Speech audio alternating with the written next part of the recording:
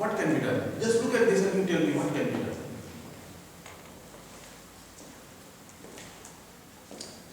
I would repeat, there is one situation in terrestrial propagation environment, and this situation means there is multipath environment. When your signal is going to cross through the multipath environment, it is going to result into delay split. Whenever the delay split is going to take place, it simply means that the duration for which a symbol was transmitted, received symbol has got wider duration than this. And this may lead to the inter-symbol interference situation. When it is going to lead to inter-symbol interference situation, there is always possibility that it is going to restrict the data rate performance, which we do not want. We want to have higher and higher data rate. So we cannot really lower down the data rate. What can be done in that situation? See, this is one solution. We talk about the transmitter side. Okay, but because one time we have studied multi-carrier modulation, so what it takes care is that from the transmitter side we can make such an arrangement such that when you transmit, by having parallel division of the serial data, when you transmit, the gap between the two symbols are going to be widened. And in that situation, even if the spreading is going to take place, it will not be beyond the inter-symbol period. Okay, you can avoid. This is not, we do not really look for this. We have transmitted. But at the receiver, we are going to experience inter-symbol interference. We are not looking for any solution at the transmitter, we are looking for solution at the receiver. What can be done at the receiver? Yes, transmitter, it's alright. Multi-carrier modulation is one solution.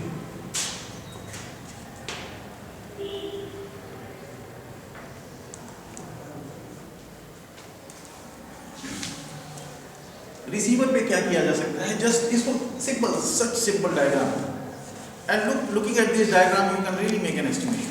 What can be done? और मैंने वो word भी बोल दिया जो कि solution है. See, we are not doing anything at the transmitter. We understand from this. We want to find out solution only at the receiver, and receiver is going to receive something like this, inter-symbol interference. Okay.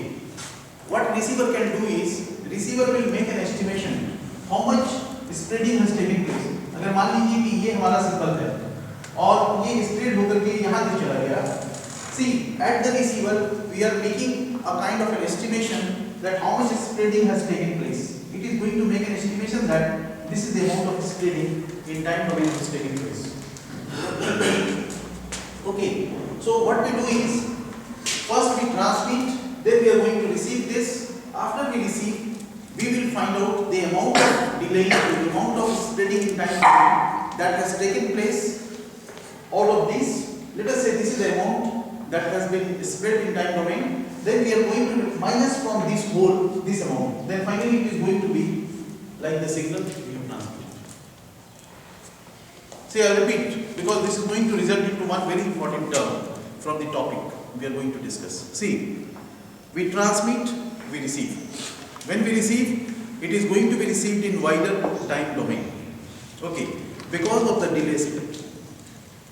At the receiver, we will make an estimation how much spreading has taken place, and whatever we are going to receive from there, this much of spreading we are going to minus. It simply means that it is going to result into the original time duration for which the transmitted symbol was there. Okay. This is what is the mechanism we are going to use at the receiver, and this is known as equalization.